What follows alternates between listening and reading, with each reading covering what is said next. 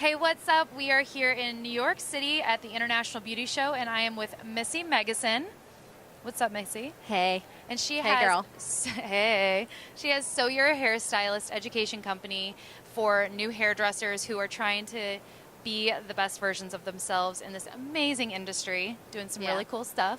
So, Missy, on your journey to creating this really innovative and cool curriculum for new hairdressers, what was your driving force for wanting to share information with the new generation?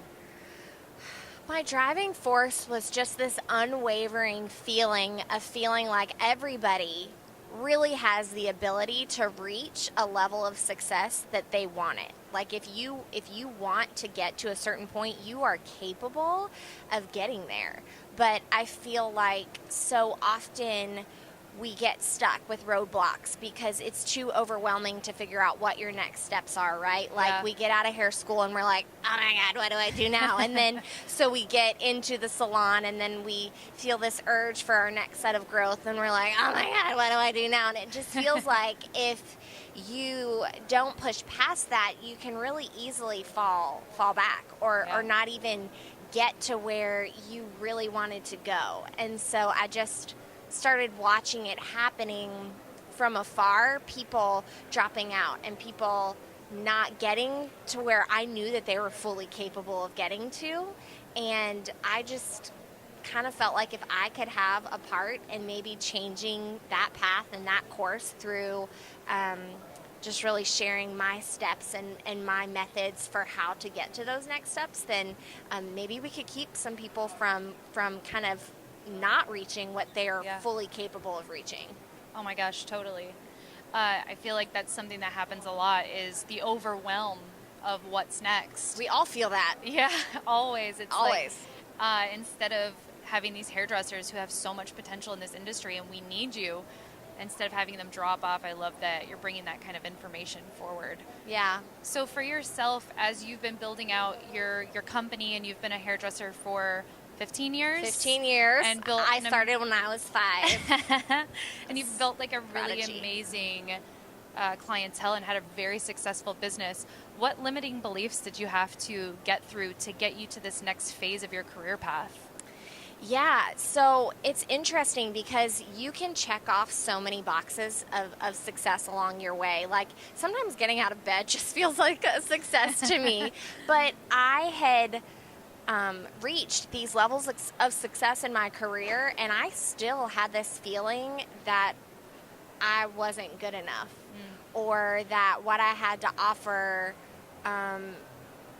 maybe I didn't have a big enough voice to bring it, or maybe I wasn't fully prepared to facilitate what I wanted to do. And it's interesting because what I'm sharing and saying, you are good enough to get to your next step, was my limiting belief for myself. Yeah.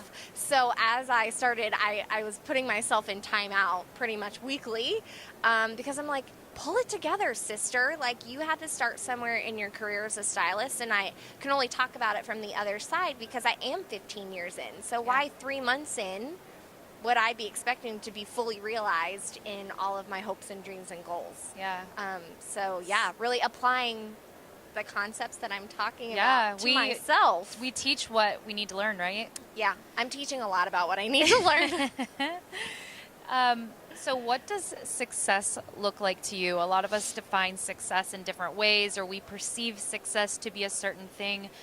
What would you describe success as? For me, success is not a measurable quantity for any one individual. For me, success is having a dream, setting a goal, and then taking the steps to realize that.